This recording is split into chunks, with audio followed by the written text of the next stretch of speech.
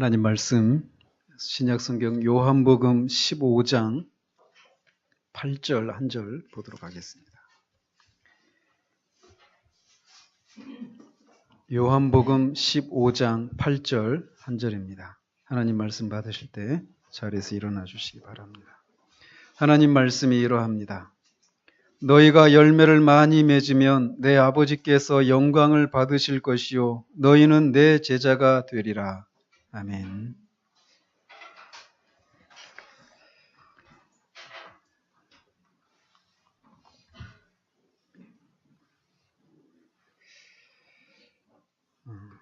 지난주에는 수요일문답 제1문답을 살피기 시작하면서 모든 인간은 행복을 위해서 살아간다라고 말씀드렸습니다. 이것은 누구도 부인할 수 없는 것입니다. 행복을 추구하는 것, 이것은 인간의 본성이기 때문에 이것 자체가 문제가 되는 건 아닙니다. 그러나 문제는 인간이라고 하는 존재가 영혼을 사모하는 마음을 그런 소유한 존재이기 때문에 영원한 것 속에서만 완전한 만족과 행복을 누릴 수 있다는 거예요. 따라서 영원하신 하나님 안에서만 우리는 비로소 우리가 누구인지를 확인할 수 있고 그분 안에서만 비로소 참된 만족과 쉼을 누릴 수 있게 되는 것입니다. 그러면서 그 하나님을 즐거워하고 그 하나님을 영화롭게 하는 것, 그것이 우리가 살아가는 존재의 이유라고 말씀을 드렸습니다. 그러면서 하나님을 영화롭게 한다라고 하는 것은 우리가 그분의 어떤 영광을 더해주는 것이 아니라 그분의 영광을 찬미하고 우리의 삶과 존재로 그분의 영광을 드러내고 반사하는 것을 통해서 하나님을 영화롭게 한다라고 말씀드렸습니다. 그리고 하나님을 영화롭게 하는 것은 찬미와 사랑과 순종하는 것을 통해서 표현되는 것이다 라고 말씀드리고 그 하나님을 영화롭게 해야 될 그런 이유들에 대해서도 몇 가지 말씀을 드렸습니다. 이제 오늘과 다음 주까지 해야 될 것 같은데 그러면 이제 우리가 어떻게 구체적으로 하나님을 영화롭게 할 수 있는가 이것에 대해서 살펴보도록 합니다. 먼저 우리가 하나님을 어떻게 영화롭게 할 수 있는가에 대해서 첫 번째로는 우리가 모든 일에 있어서 순수하게 하나님의 영광만을 목적으로 삼을 때 하나님을 영화롭게 하는 것입니다. 하나님의 영광을 찬양하는 것과 하나님의 영광을 목적으로 하는 것은 다릅니다. 왜냐하면 하나님의 영광을 목적으로 하지 않고도 얼마든지 하나님의 영광을 찬양할 수 있기 때문에 그래요.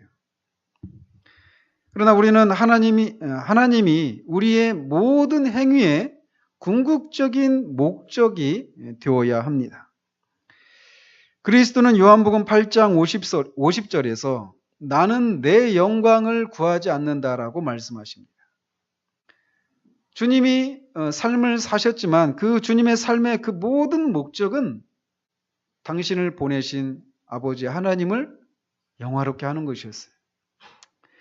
그런데 많은 사람들이 하나님의 영광보다는 자기의 영광을 구하는 경우가 많다라는 거예요. 그래서 주님은 마태복음 6장에서 많은 사람들이 기도할 때 또 금식할 때 구제할 때 하나님의 영광을 위해서 이런 것들을 하지 않고 자기 자신의 영광을 위해서 그런 것들을 하는 것을 지적을 하시는 것을 우리가 봅니다.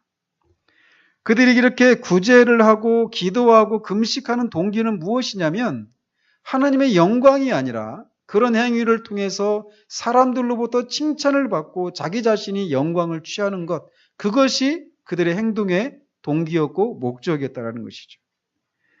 주님은 이런 사람들을 향해서 내가 진실로 너희에게 이르노니 그들은 자기 상을 이미 받았느니라 라고 말씀을 하십니다. 우리가 구원받은 지 얼마 되지 않았을 때는 사람들의 칭찬을 받기 위해서 이런 것을 행하기가 쉽지가 않습니다. 그러나 우리가 어느 정도 자라고 지식이 쌓여가고 경험이 쌓여갈 때 우리는 우리 자신에 대해서 주목하기 시작합니다. 그러면서 자기 자신에 대해서 높게 평가하고 다른 사람들이 자신을 그렇게 높게 평가해 주기를 바라는 마음이 우리 안에 스물스물 들어오기 시작을 합니다. 이렇게 기도하면 누가 나를 어떻게 생각할까? 이렇게 구제하면 다른 사람이 나를 어떻게 생각할까? 이렇게 하면서 그 행동을 하는 그런 동기들이 다른 사람들이 나를 어떻게 생각할까? 이렇게 하면 다른 사람이 나를 칭찬해 주겠지라고 하는 이런 생각으로 이런 것들을 하는 경우들이 있다라는 것입니다. 그러나 이것은 허영심이라고 밖에 부를 수 없는 것입니다. 그래서 콘스탄티노플의 주교였던 또 황금의 입이라는 별명을 가졌던 요한 크리소스톰은 허영심을 인간을 사로잡기 위한 마귀의 위대한 그물 중에 하나라고 불렀다고 합니다. 얼마나 적절한 표현인지 몰라요.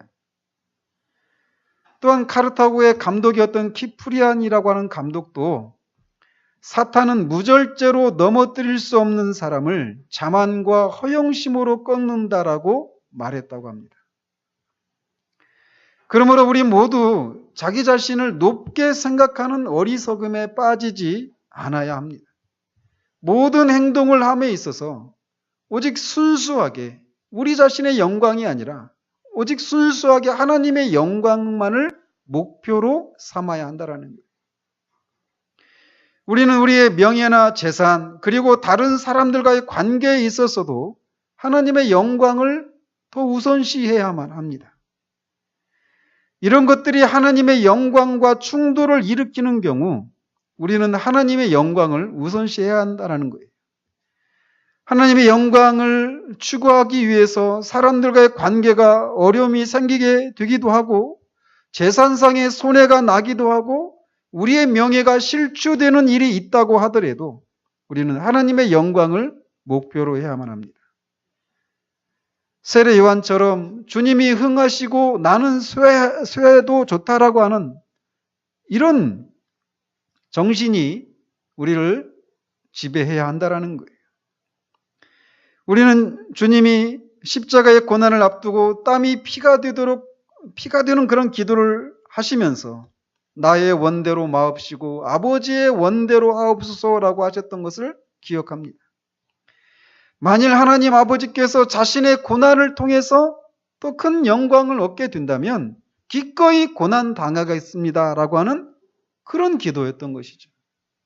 왜냐하면 우리 주님의 모든 삶의 목표는 아버지의 이름을 영광스럽게 하는 것이었기 때문에 그렇습니다. 또한 하나님께서 영광을 받으시는 것이 우리 자신이 아니라 다른 사람을 통해서 영광을 받게 된다고 하더라도 우리는 기꺼이 그것을 기뻐할 수 있는 사람이 되어야 합니다. 우리는 얼마나 우리 자신을 통해서 하나님의 영광이 드러나지 않을 때 실망하고 시기심과 질투심에 사로잡힌 경우가 많습니까? 이런 것은 저 같은 사람들이 더 많이 겪는 것이에요. 저도 얼마나 자주 제가 아닌 다른 사람을 통해서 하나님의 영광을 받으시고 하나님의 일이 확장되어져 가는 이런 모습을 볼 때 저는 저 자신을 통해서 그런 일이 일어나지 않고 있는 현실을 보면서 우울해하고 그들을 통해서 하나님의 일이 확장되고 하나님이 높여지는 이런 현실을 온전한 기쁨으로 기뻐하지 못하는 저 자신의 모습을 너무나 많이 발견하게 됩니다. 그러나 우리는 우리 자신을 통해서가 아니라 할지라도 그 누구를 통해서라도 하나님이 영광을 받으신다면 기뻐할 수 있는 사람이 되어야 한다는 거예요. 우리가 잘 알다시피 감옥에 갇혀 있었던 사도 바울을 괴롭힐 목적으로 감옥 밖에 있었던 어떤 순수하지 못했던 사람들이 복음을 전했습니다. 근데 그 소식을 들었던 사도 바울은 그들이 선하지 않은 동기로 그렇게 복음을 전하고 있다는 것을 알았어요. 그러나 그것 때문에 자신이 하고 있지 못하는 현실 때문에 안타까워하고 노심초사하거나 그들을 시기하고 질투하고 그들의 행동을 폄하하는 그런 행동을 취하지 않았다는 거예요. 그는 이렇게 말합니다. 그러면 무엇이냐? 거칠애로 하나 참으로 하나 무슨 방도로 하든지 전파되는 것은 그리스도니 이로써 나는 기뻐하고 또한 기뻐하리라.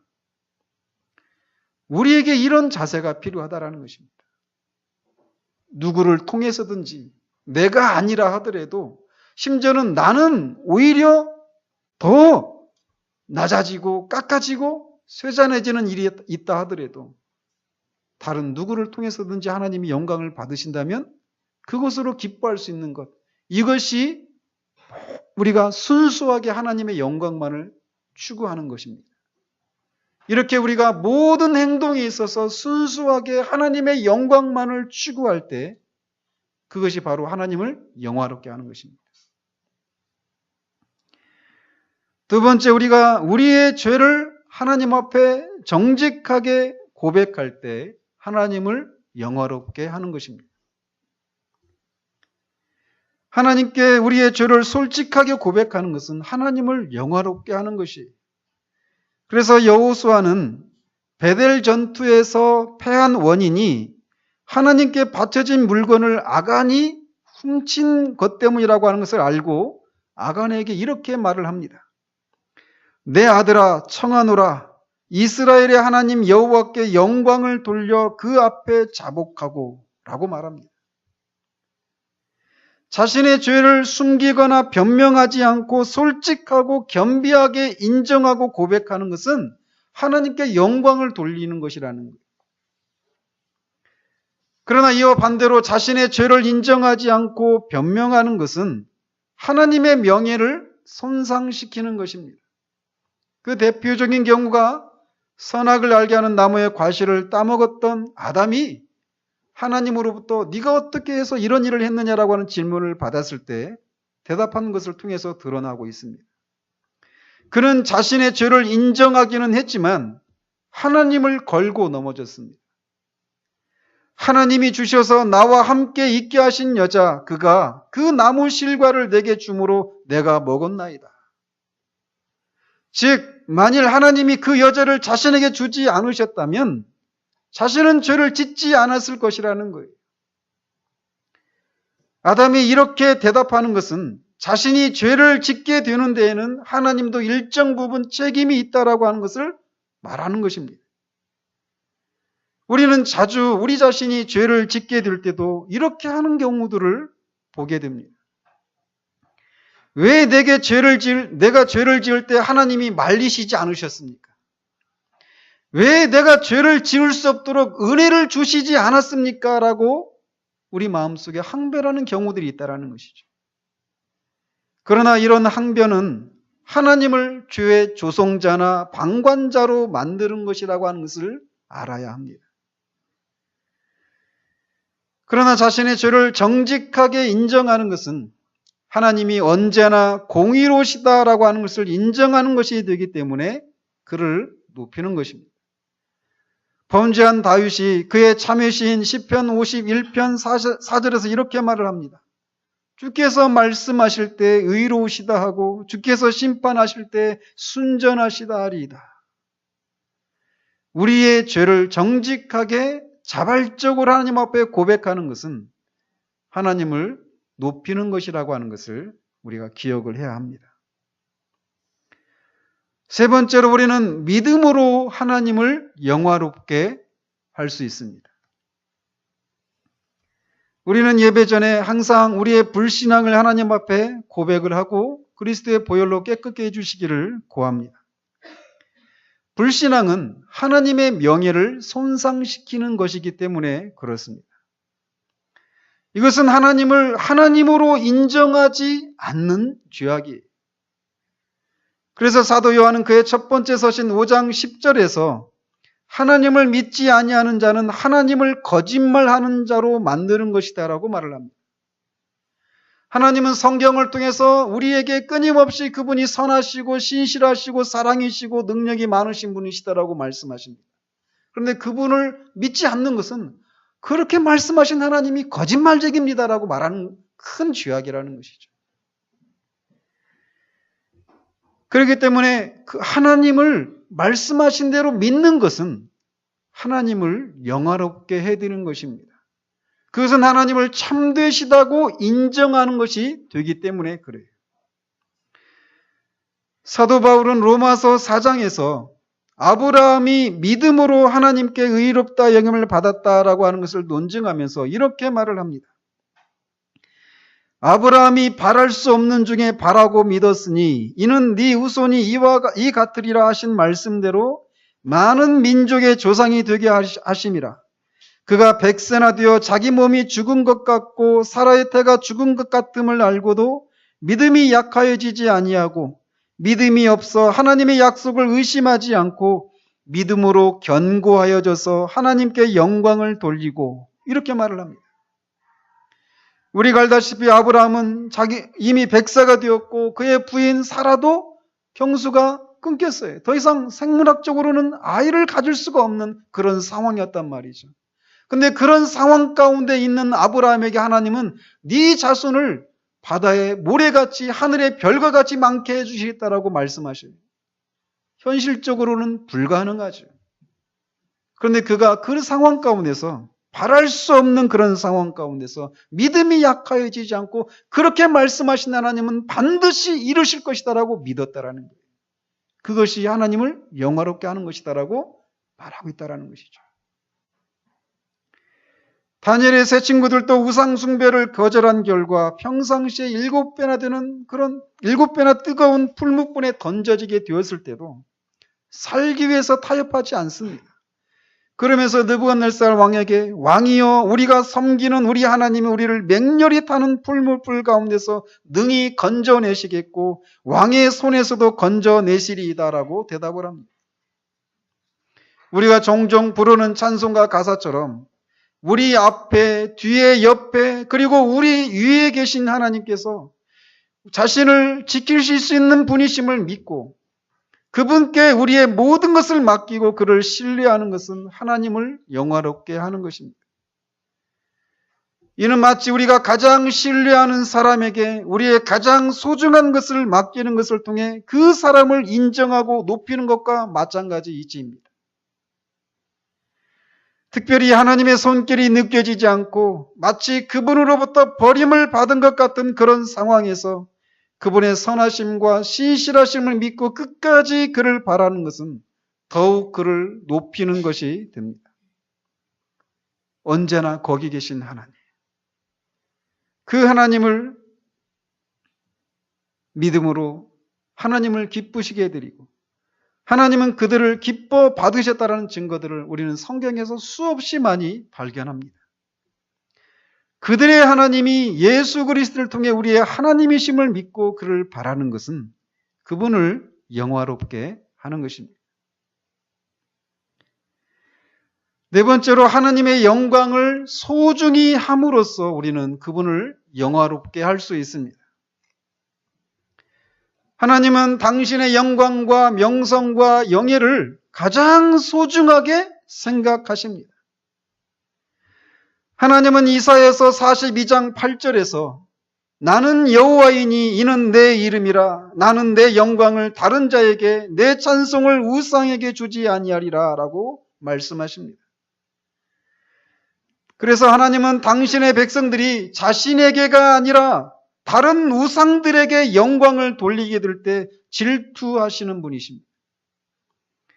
네 하나님 여호와는 소멸하시는 분이시요 질투하시는 하나님이시니라 라고 모세는 말합니다. 성경을 읽어보십시오. 특별히 에스겔서를 한번 읽어보십시오. 하나님이 얼마나 자신의 이름을 위해서 당신의 백성들을 구원하신 일에 열심이신지를 살펴보십시오. 그처럼 하나님은 당신의 이름에 당신의 그 영광을 위해서 열심을 내시는 그런 분이십니다.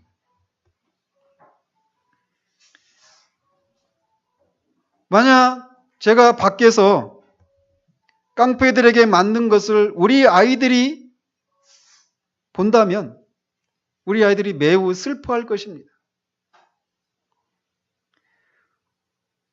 제가 다른 사람들에게 업신여김을 당하고 무시를 당하는 것을 우리 아이들이 본다면 마찬가지로 우리 아이들이 매우 슬퍼할 것이에요.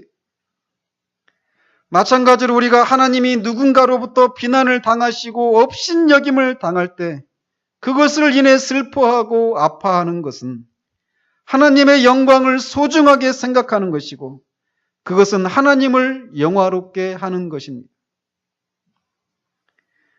히스기야는 아수르의 랍사게라고 하는 사람이 하나님의 이름을 모욕했을 때 그의 옷을 찢고 굵은 베옷을 입고 슬퍼했습니다. 하나님의 영광이 모독을 받는 것을 자신이 모독을 받는 것으로 생각했기 때문이었습니다.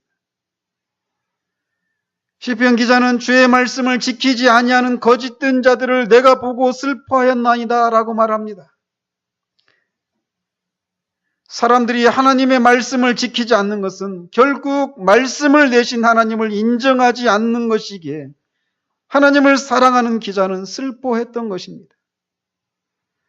또한 교회가 세상 가운데 조롱을 당하고 모욕을 받을 때 슬퍼하는 것도 하나님을 영화롭게 하는 것입니다.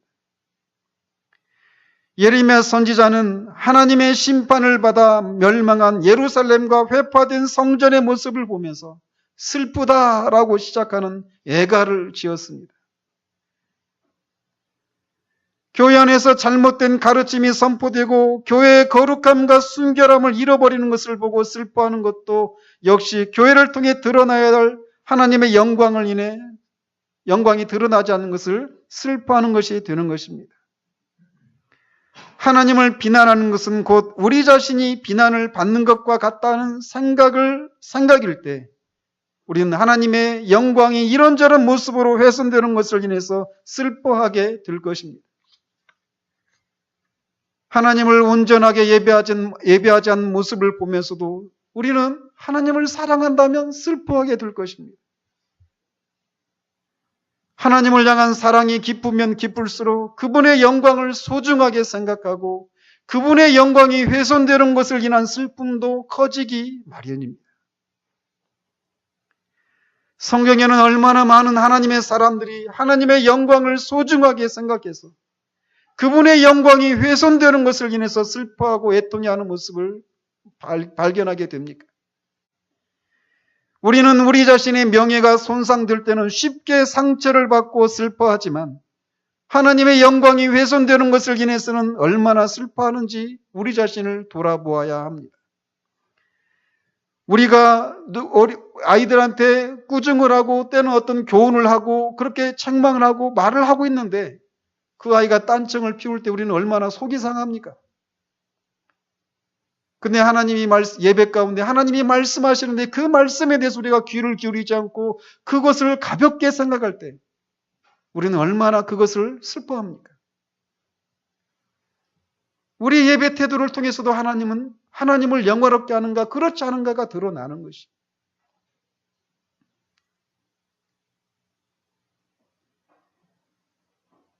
우리가 최소한 우리 자신의 명예가 손상되는 것을 인해서 슬퍼하는 것만큼이라도 하나님의 영광이 손상되는 것을 보며 슬퍼한다라면 우리의 삶은 놀랍게 변화가 일어날 것입니다. 하나님을 사랑하는 것은 그분의 영광이 비난을 받고 훼손당하는 것을 볼 때 슬퍼하는 것을 통해 드러나기 마련입니다. 우리는 시편 기자가 주의 집을 위하는 열성이 나를 삼키고 주를 비방하는 비방이 내게 미쳤나이다 라고 하는 것이 무엇인지를 알아야 합니다. 하나님을 영화롭게 하는 것은 그분의 훼손된 영광을 인해서 슬퍼하는 것을 통해서 드러납니다. 다섯 번째, 우리는 하나님의 이름을 위해서 열심을 내므로써 그분을 영화롭게 합니다. 방금 말씀드린 것은 하나님의 영광이 훼손되는 것으로 인해서 슬퍼하는 어떤 소극적인 것이었다면 이번에는 좀 더 적극적인 측면을 말하는 것입니다. 열심을 품은 그리스도인은 하나님이 당하시는 불명예를 자기가 상처 입은 것보다 더 심각하게 여깁니다. 그는 하나님의 이름이 모욕을 당하는 상황을 참지 못하고 슬퍼하는 것을 넘어 열심을 낸다라는 거예요. 열심은 사랑과 분노가 혼합된 감정입니다.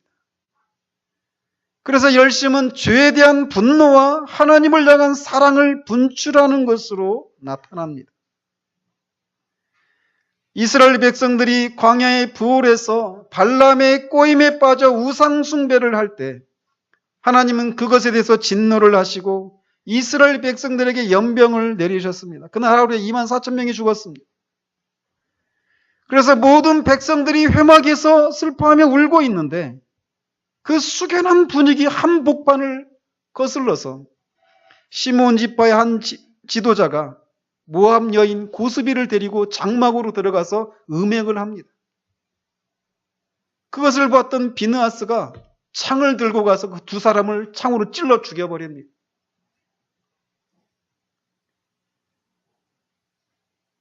그 행동에 대해서 하나님은 이렇게 평가를 내리십니다.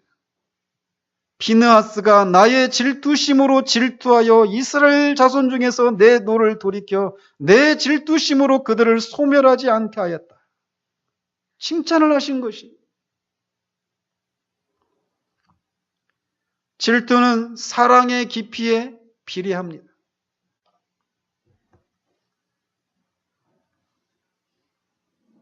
사랑하는 사람을, 우리가 누군가를 사랑한다면 사랑하는 사람과 관련해서 사랑하는 사람이 온전한 대답을 받지 않는 것을 인해서 우리 안에 질투가 생겨나기 마련이에요.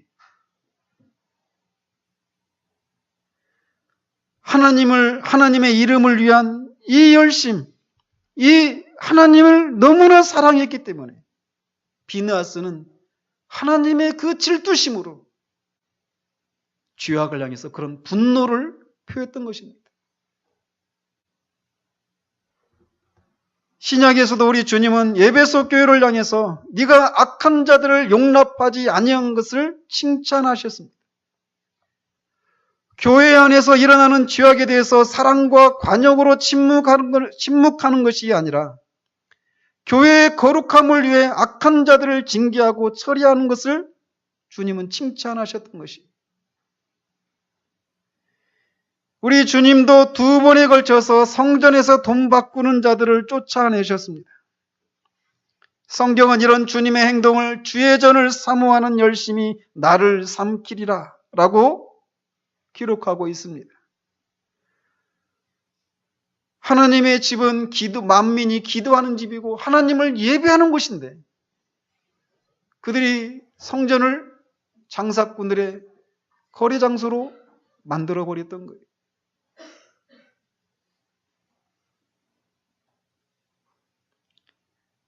이렇게 하나님의 이름을 위해서 열심을 내는 것은 하나님을 영화롭게 하는 것입니다. 6번째, 우리는 많은 열매를 맺음으로써 하나님을 영화롭게 할 수 있습니다.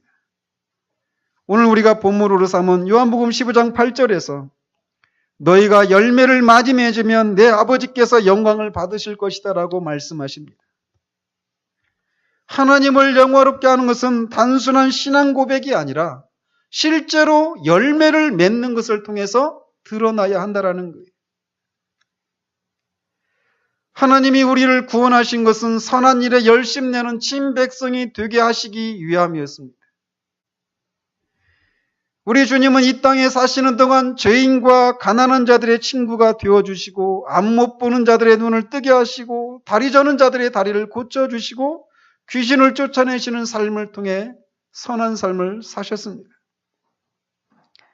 사도행전에서 사도 베드로는 이런 주님의 삶을 그가 두루 다니시며 선한 일을 행하시고라고 묘사하고 있습니다. 우리 주님은 이런 선한 삶을 통해서 하나님 아버지께 영광을 돌렸습니다. 마찬가지로 구원받은 사람들을 향해서 하나님께서는 열매를 기대하십니다. 그래서 우리 주님은 산상수훈에서 이같이 너희 빛이 사람 앞에 비치게 하여 그들로 너희 착한 행실을 보고 하늘에 계신 너희 아버지께 영광을 돌리게 하라라고 말씀하십니다.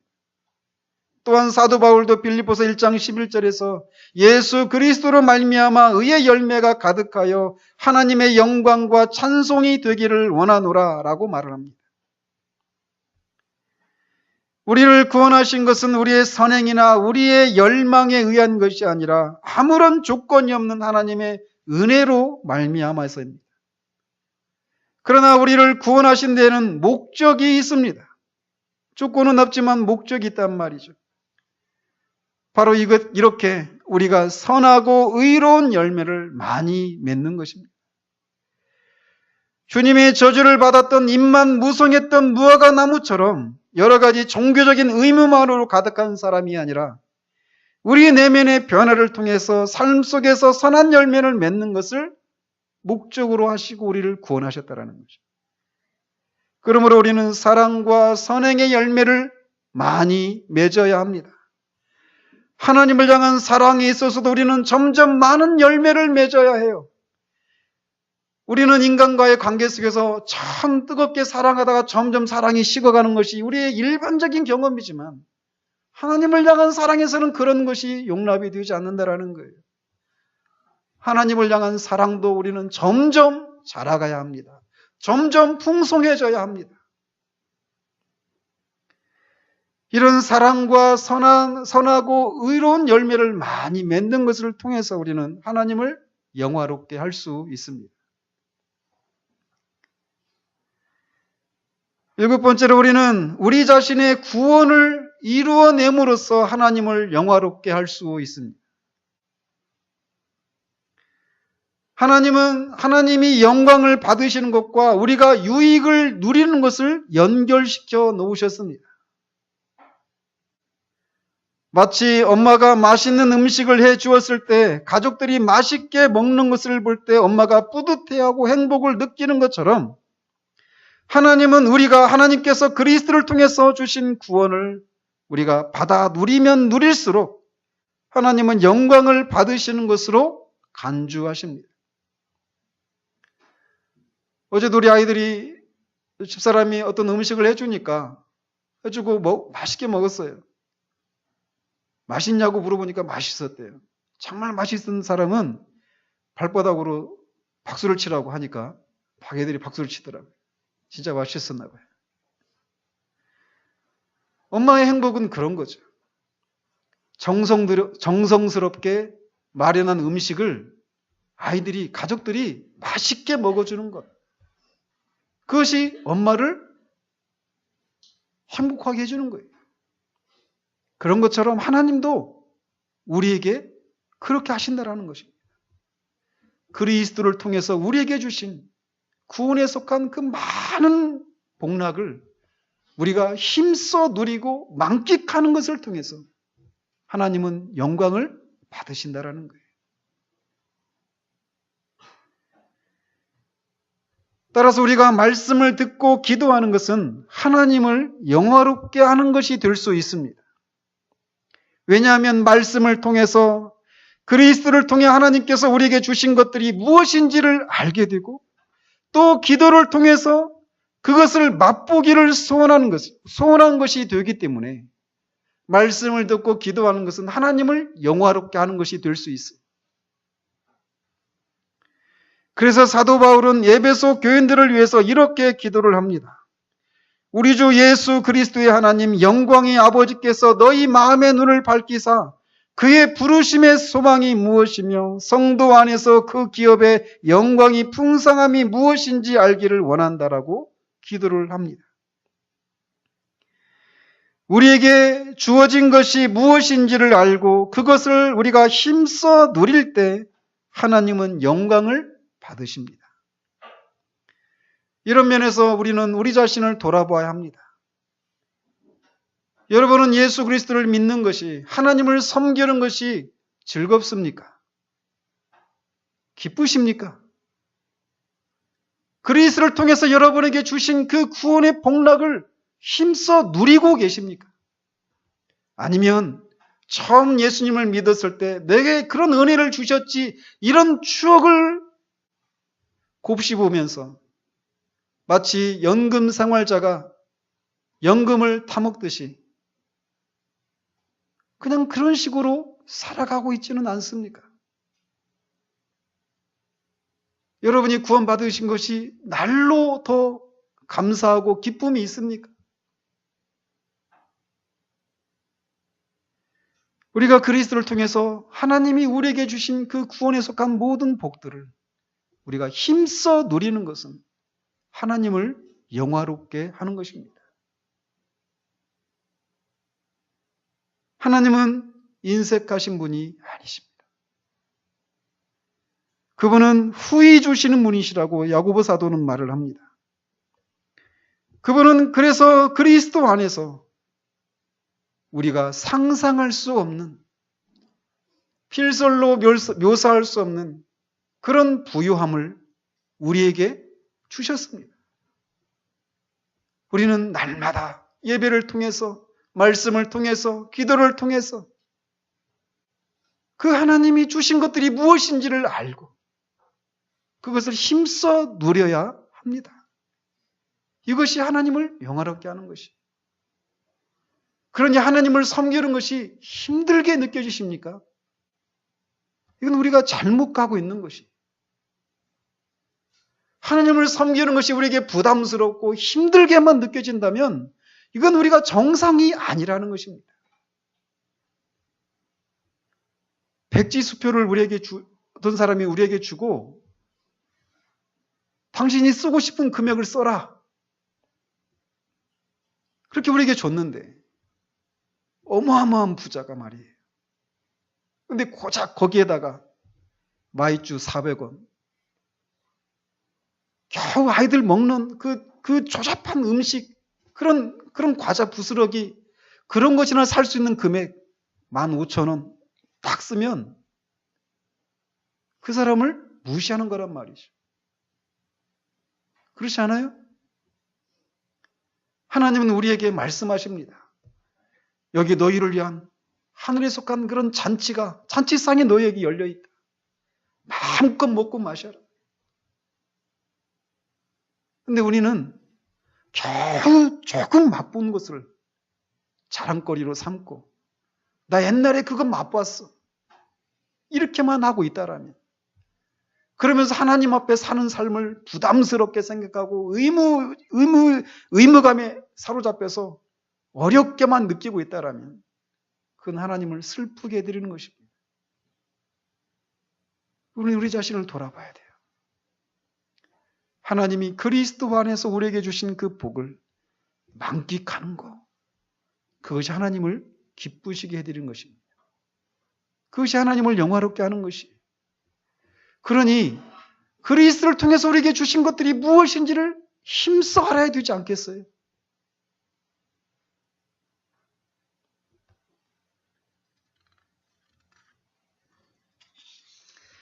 여덟 번째로 우리는 하나님을 위해서 삶을 삶으로써 그에게 영광을 돌릴 수 있습니다. 바울 사도는 우리가 살아도 주를 위하여 산다라고 말을 합니다. 또한 고린도후서 5장 15절에서도 살아있는 자들로 하여금 다시는 그들 자신을 위하여 살지 않고 오직 그들을 대신하여 죽었다가 다시 살아나신 이를 위하여 살게 하려 함이라 라고 그렇게 말하면서 우리의 구원의 목적을 밝히고 있습니다. 죄인들의 삶의 목표는 자신의 욕망을 충족하는 것에 있지만 그리스도인의 삶의 목적은 자신을 위해서 죽었다가 다시 사신 우리 주 그리스도와 하나님을 위해서 살아가는 것이라는 것. 우리가 그분의 이익을 위해서 일하고 그의 복음을 전할 때 그분을 위해서 사는 것이 됩니다. 하나님은 모든 사람들에게 하나님을 위한 삶을 살 수 있는 달란트를 주셨습니다. 달란트가 사람마다 다르지만 우리가 그 달란트를 한 달란트 받은 사람처럼 그것을 땅에 숨기지 않고 그것을 전적으로 하나님을 위해서 사용할 때 그것은 하나님을 영화롭게 하는 것이 됩니다. 아홉 번째로 우리는 하나님의 진리를 수호함으로써 그를 영화롭게 합니다. 하나님의 영광은 그가 창조하신 세계에서도 드러나고 그가 하신 일을 통해서도 드러납니다. 그렇지만 그가 교회에 맡긴 진리 안에서도 그의 영광이 존재하고 있습니다. 그의 영광의 많은 부분이 진리 안에 들어 있습니다. 예를 들어 하나님의 아들이신 분이 죄 없는 육신의 몸을 입고 이 땅에 오시는 것은 하나님의 사랑과 지혜를 보여줍니다. 그러므로 그리스도의 성육신의 교리를 성경에서 말하는 대로 고수하는 것은 너무나 중요하다는 것이죠. 또한 그리스도의 십자가의 죽으심을 통해서 죽음에 사로잡힌 자들을 해방하시고 그것을 믿는 자들을 의롭게 하시는 하나님의 구원 방식과 이신칭의의 복음은 그분의 지혜와 은혜를 드러냅니다. 그러므로 우리는 그리스도의 십자가의 죽으심과 오직 믿음으로 의롭게 된다라고 하는 이 치명적이고도 근본적인 복음을 고수하기 위해서 힘을 써야 합니다. 사도 유다는 3절에서 믿음의 도를 위하여 힘써 싸우라라고 말을 합니다. 믿음의 도를 지키기 위해서 힘써 싸우라는 거예요. 여기서 힘써 싸운다라고 하는 것은 마치 조국이 다른 나라의 공격을 받아서 백적간대 그런 위험에 처해 있을 때 그 조국을 그런 위협으로부터 지켜내기 위해서 싸우는 것 같은 그런 싸움을 싸우라는 것입니다. 우리는 진리를 위해서 이처럼 투쟁을 해야 합니다. 진리를 위한 싸움을 인해서 사람들과의 관계가 어려워지고 이런저런 손해가 있을지라도 하나님께서 교회에 맡기신 진리를 고수하기 위해 우리는 싸워야 합니다. 근본적이지 않은 진리에 대해서는 우리가 관용의 태도를 보여야 하겠지만 루터가 교회에 서고 넘어짐의 교리라고 불렸던 이신칭의의 교리나 기독교 초기의 시대를 거쳐 오랜 기간 동안 치열한 진리 전쟁을 통해 교회가 정립한 삼위일체의 교리나 그리스도의 인격에 관한 그런 교리 등과 같은 근본적인 진리에 대해서는 어떤 타협이나 양보도 용납해서는 안 됩니다.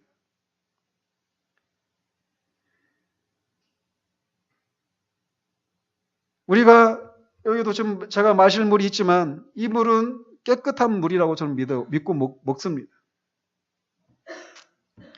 근데 이 깨끗한 아주 시원한 물이 여기에 청산가리가 아주 조금 들어있다고 생각을 해보십시오.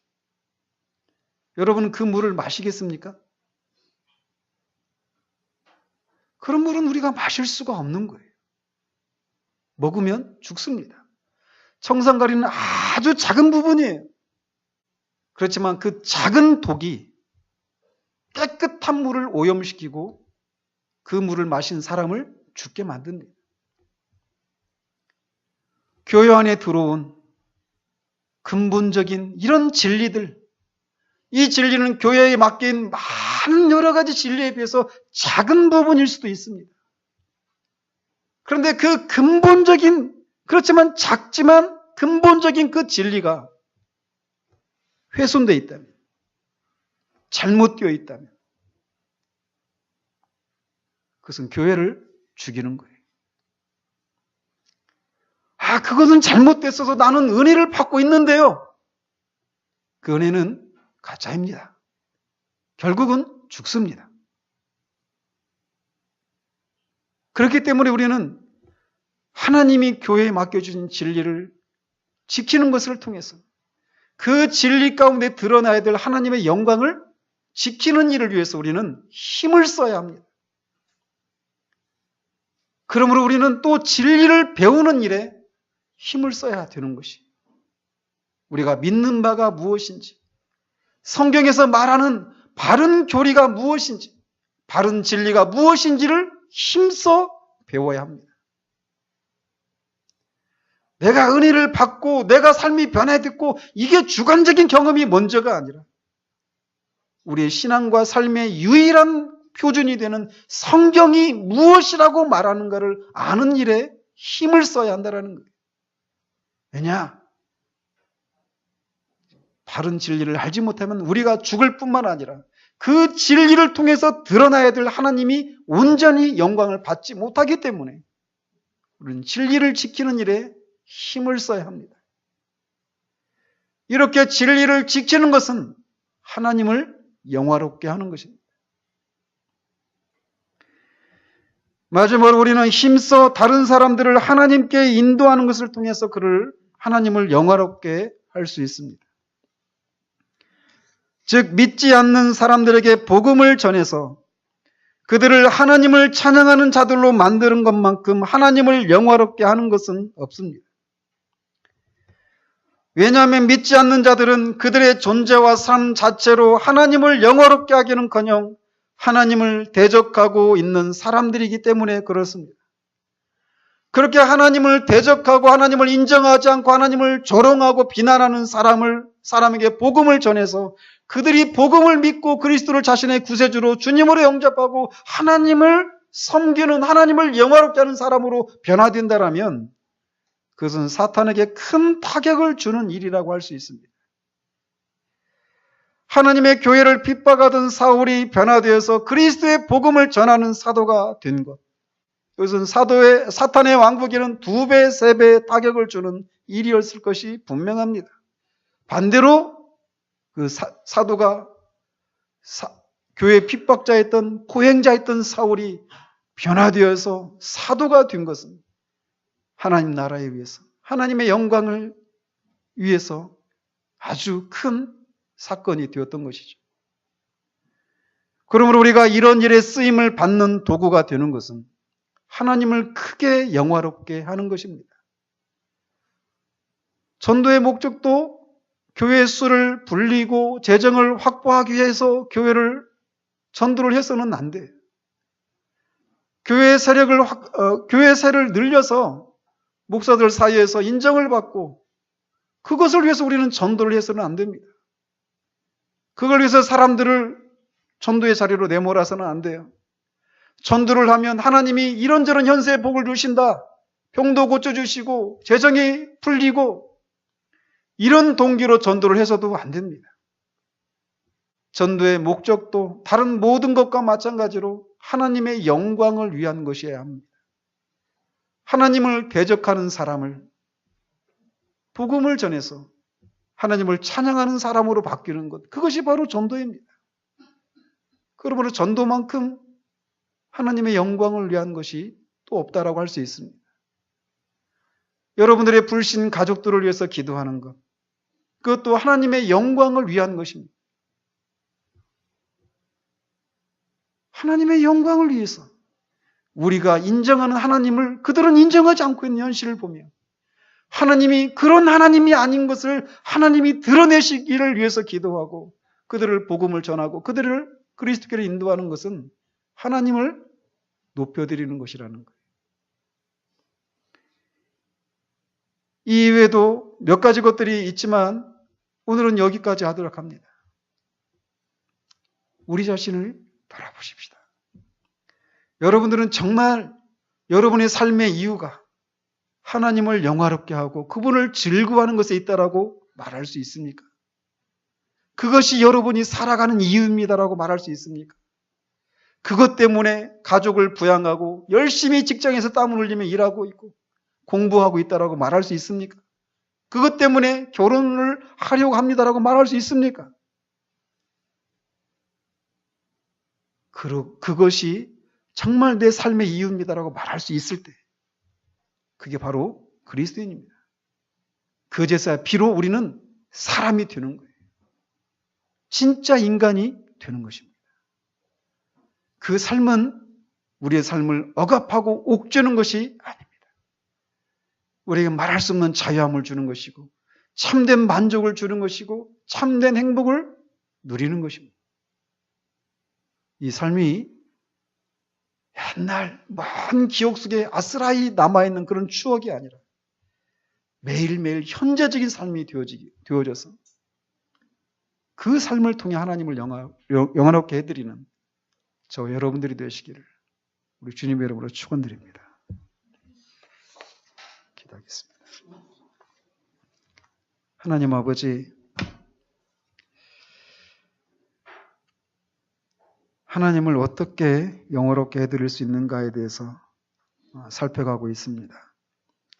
모든 일을 순수하게 하나님의 영광만을 목적으로 할 때 우리는 하나님을 영화롭게 한다라고 배웠습니다. 하나님의 영광이 훼손당하고 있는 현실을 보며 슬퍼하는 것을 넘어 죄에 대해 분노를 표출하는 것을 통해서도 하나님을 영화롭게 하는 것이다라고 배웠습니다. 하나님을 위해서 사는 것, 믿지 않는 자들에게 복음을 전가하는 것,